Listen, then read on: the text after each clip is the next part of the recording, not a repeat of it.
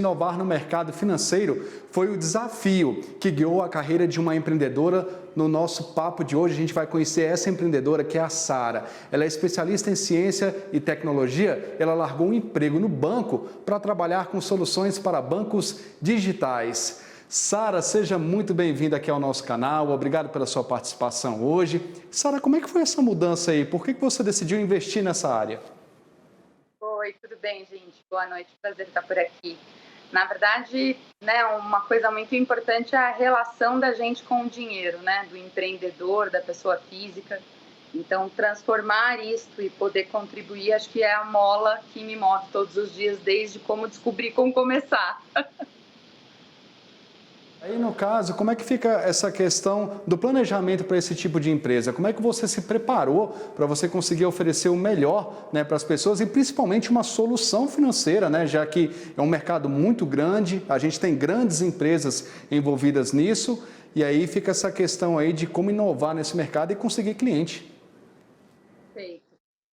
Na verdade, passando alguns números, né? Então, hoje a gente tem mais ou menos 1.500 fintechs no Brasil, né, já atuando. A gente tem aproximadamente uns 135 instituições financeiras autorizadas, teve um grande crescimento nos últimos anos. E o que nós fazemos é justamente criar novas linhas de negócio financeiros ou bancos rapidamente, né? E isso com muita inovação, muita tecnologia. Então, como que a gente se diferenciou, que foi sua pergunta?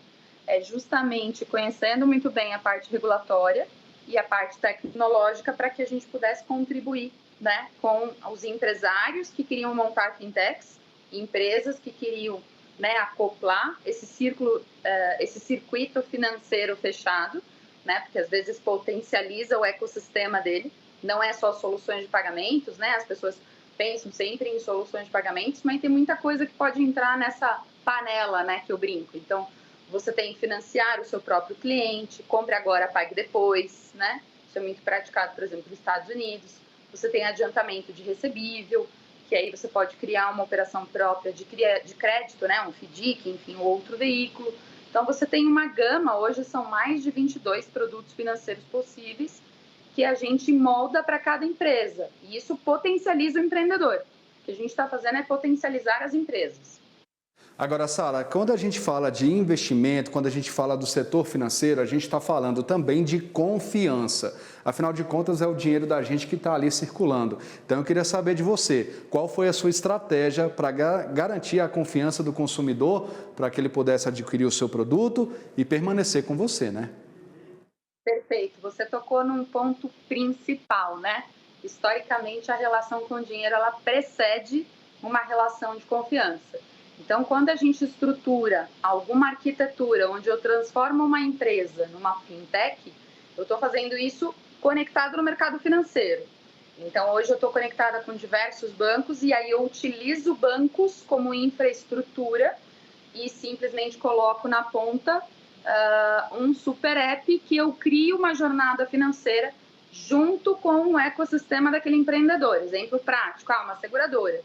Então, quando ela vai fazer a parte de abordagem de um novo cliente de seguro, então, acoplar aqui serviços financeiros nesse super app facilita a vida. Fazer pagamento com cartão, discutir investimento, vender outros tipos de seguros. Então, eu estou utilizando uma infraestrutura lastreada, né, no Banco Central e tudo mais. Aí tem evoluções disso, né? Quando transaciona mais de 500 milhões ali ano, aí você tem que tirar as licenças no Banco Central e, de fato, aquela instituição se torna uma nova instituição se aprovada no Banco Central.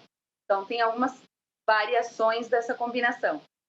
Ô Sara, ainda nessa questão da confiança, nesse caso a gente tem até a Lei Geral de Proteção de Dados, né, que lida com essa parte dos dados dos clientes. Por se tratar de uma empresa que a gente não está acostumado a conviver com ela, a gente tem bancos tradicionais aí, como é que fica essa questão para que o cliente tenha confiança não só em colocar o dinheiro dele lá, como você acabou de explicar na sua última resposta, mas também que ele tenha a garantia de que os dados dele serão sempre preservados e que ele não vai ter nenhum problema com relação a isso? Perfeito. Acho que a primeira coisa é sempre quando as pessoas elas vão conhecer um novo serviço, seja ela financeira ou não. ela sempre precisa entender o propósito daquilo, né? Ler os termos de uso e entender para que os dados dela estão sendo utilizados. Hoje em dia, para que você atue, por exemplo, quando você publica, né, um aplicativo nas lojas da Apple e Google, é checado uma série de fragilidades e termos de uso se não está ferindo, né, o que é as coisas mais óbvias ali do LGPD. E GDPR se tem operação, por exemplo, na Europa. Então, tem uma série de detalhes. A responsabilidade nossa, né, do consumidor final é sempre estar atento a isso, do que está escrito ali. Quem está, de fato, colocando a solução no ar e está transformando uma empresa num microsistema financeiro, de fato, tem vários testes, nós somos auditados, tem uma série de regulamentação que a gente tem que seguir para, inclusive, estar conectado no sistema financeiro nacional. Então, existe todo um protocolo sobre isso e um cuidado sobre isso. Sara, parabéns pela sua iniciativa, parabéns pela sua empresa, com certeza vai fazer diferença para muita gente e é bom a gente ampliar esse mercado também, ter outras opções, eu te falo como cliente. Obrigado pela sua participação aqui no nosso canal aqui. Obrigada eu, gente. Bom. Tudo de bom.